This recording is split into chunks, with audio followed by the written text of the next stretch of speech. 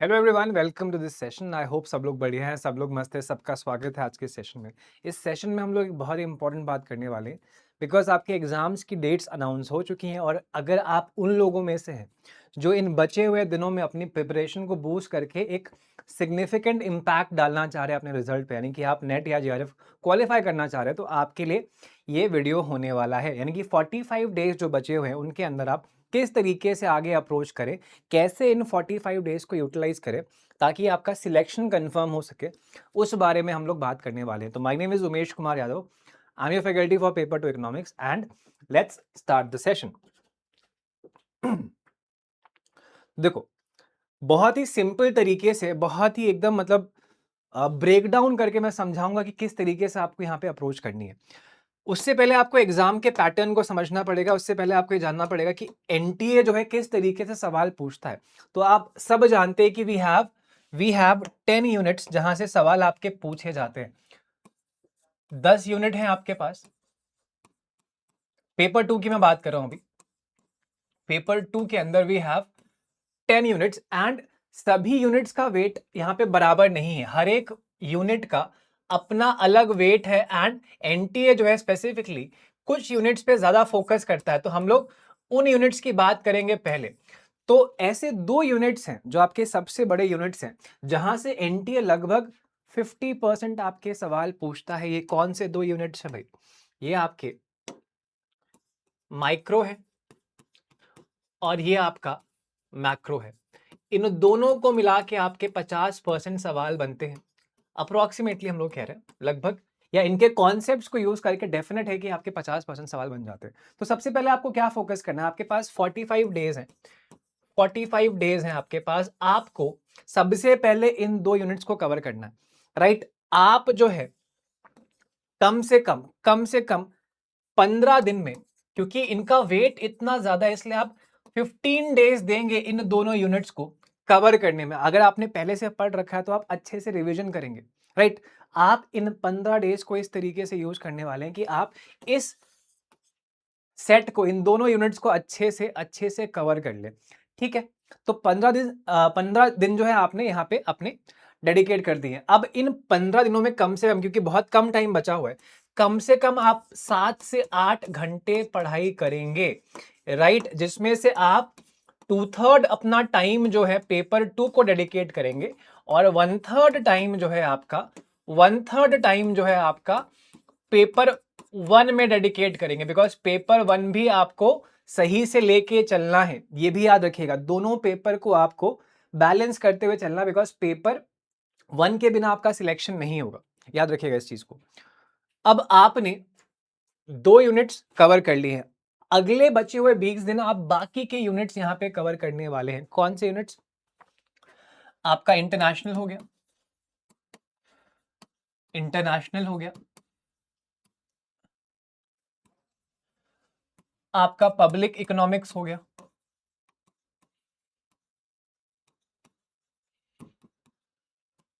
आपका एनवायरमेंट हो गया, आपका मनी एंड बैंकिंग हो गया,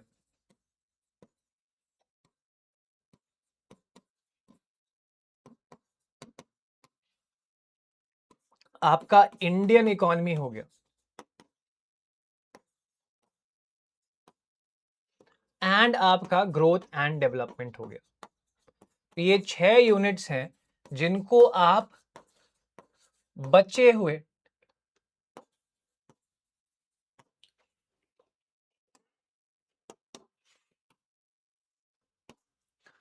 आपने 15 दिन ऑलरेडी जो है 2 यूनिट्स को दे दिए आपके पास। अब 30 डेज बचे हुए, तो 20 दिन, 20 डेज जो है आप इन यूनिट्स को डेडिकेट करने वाले हैं। 20 दिनों के अंदर इन 6 यूनिट्स को आपको खत्म करना है। This is the only way जिससे आप अपनी सिलेक्शन को ऑप्टिमाइज कर सकते हैं। तो इन यूनिट्स का अप्रोक्सीमेट जो वेटेज है आपके एग्जाम में, वो 35 से 40% का है। यानी ये 20 दिन जो आप देंगे उससे आप लगभग 40% अपना पेपर कवर कर रहे होंगे। तो इसीलिए हमने यहाँ पे 20 डेज दिए।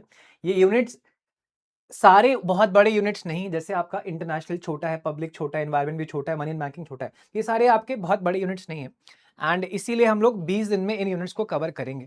राइट। तो आपने क्या किया, आपने लगभग अब अपने 20+15 यानी कि 35 डेज को यूटिलाइज यहां पे कर लिया। मैं अभी ये मान के चल रहा हूं कि आप पेपर 1 पे फोकस कर रहे हैं अभी भी, और आपने जो आपके 7 से 8 घंटे की पढ़ाई थी उसको और बढ़ा के लगभग 9 से 10 घंटे कर दिया है, बिकॉज एग्जाम अब बहुत क्लोज आ चुका है। तो आपको थोड़े से और एफर्ट्स डालने पड़ेंगे यहाँ पे, राइट। अब आपके पास क्या बचता है, अब आपके पास बचेंगे लास्ट के 10 डेज। तो इसमें से आप चाह कर अगर आप चाहते हैं, आप कवर करना अगर चाहते हैं, तो आप चाहे तो 2 दिन दे सकते हैं आप मैथ्स को एंड स्टैट्स एंड इकोट्रिक्स को। आपकी इच्छा है, आप कर लेंगे तो अच्छी बात है। और ये करने के बाद अभी भी आपके पास 8 डेज बचे हुए हैं। अब इसमें क्या करना है आपको, इनमें आपको कम से कम ये 3 चीजें तो करनी है। इन बचे हुए 8 दिनों में आपको ये 3 चीजें करनी है। ये 3 चीजें क्या है, कम से कम आप 2 रिवीजन करेंगे अपने पूरे सिलेबस का।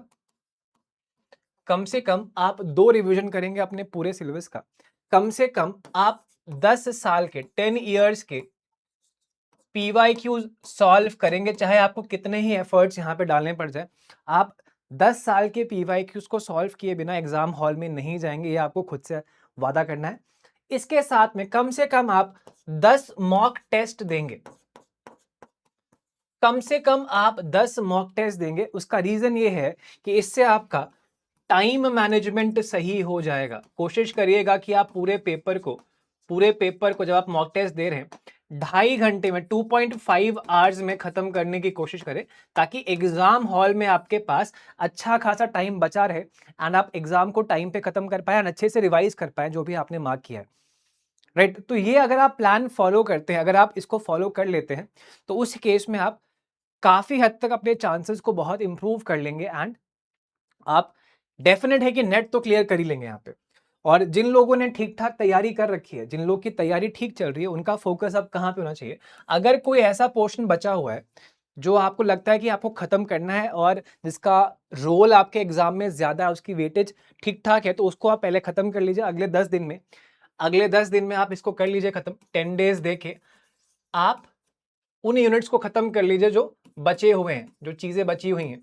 एंड उसके बाद बचे हुए 35 डेज में कम से कम आपको 4 रिवीजन करने हैं अपने पूरे सिलेबस के। सभी यूनिट्स, सभी टॉपिक्स के 4 रिवीजन आपको करने हैं। आपको पिछले 15 साल के 15 इयर्स के PYQs सॉल्व करने हैं। आपको कम से कम 10 सेट एग्जाम्स के पेपर सॉल्व करने हैं। आपको कम से कम 20 मॉक टेस्ट भी देने हैं। ये उनके लिए है जो ठीक ठाक पढ़ाई कर चुके हैं एंड अब वो टारगेट कर रहे हैं कि कैसे लास्ट के 45 डेज को यूज किया जाए और JRF को क्रैक किया जाए। आप सब जानते हैं इकोनॉमिक्स की कट ऑफ काफी ज्यादा गई थी इस बार, तो कट ऑफ ऊपर रह सकती है फिर से, यू नेवर नो। तो आपको इस हिसाब से तैयारी करनी है, बहुत ही रिगरस तैयारी करनी है इन 45 डेज में, कि आप जो आपकी लगभग 232 कट ऑफ गई थी उसको भी ब्रीच कर पाए। यानी कि आपका टारगेट होना चाहिए 250 नंबर का। 250 मार्क्स का अगर आपका टारगेट होगा तो आप किसी भी सिचुएशन में कट ऑफ को क्लियर कर लेंगे। 250 टारगेट करेंगे तो कम से कम 240 मार्क्स आप स्कोर कर ले जाएंगे एंड आपका सिलेक्शन जो है कंफर्म हो सकता है। तो इस चीज को ध्यान में रख के आपको ये चीजें करनी है, डेफिनेटली ये तो करके जाना है। 4 रिवीजन, 15 साल के PYQs, कम से कम 10 सेट एग्जाम, इसमें स्पेसिफिकली आपके वेस्ट बंगाल सेट के एग्जाम आपको लगाने हैं, और 20 मॉक टेस्ट। तो थोड़ा सा मुश्किल लग रहा होगा बहुत से बच्चों के, बट अगर आपने ये कर लिया तो डेफिनेट है कि आप सिलेक्शन ले जाएंगे, JRF आपका होगा। तो 45 डेज हैं, इसको अच्छे से यूज करिए। 7 से 8 घंटे तो मिनिमम आपको पढ़ाई करनी है यहाँ पे, बिकॉज आपको पेपर 1 पे भी फोकस करना है। तो कम से कम 5 से 6 घंटे आप इकोनॉमिक्स को डेडिकेट करिए डेली। एंड अगर आप ये चीज़ें कर लेते हैं तो किस्मत भी आपका साथ देगी, एग्जाम में आपका सिलेक्शन होगा। तो this is all for this session. I hope यहाँ पे बोली गई बातों को आप यूज कर पाएंगे, आप इनकलकेट कर पाएंगे उनको एक्चुअली, एंड आपको रिजल्ट्स भी वैसे फिर देखने को मिलेंगे। थैंक यू सो मच, बाकी all the best for your exam and मिलते हैं जल्दी ऐसे ही और सेशंस के साथ में। Thank you so much.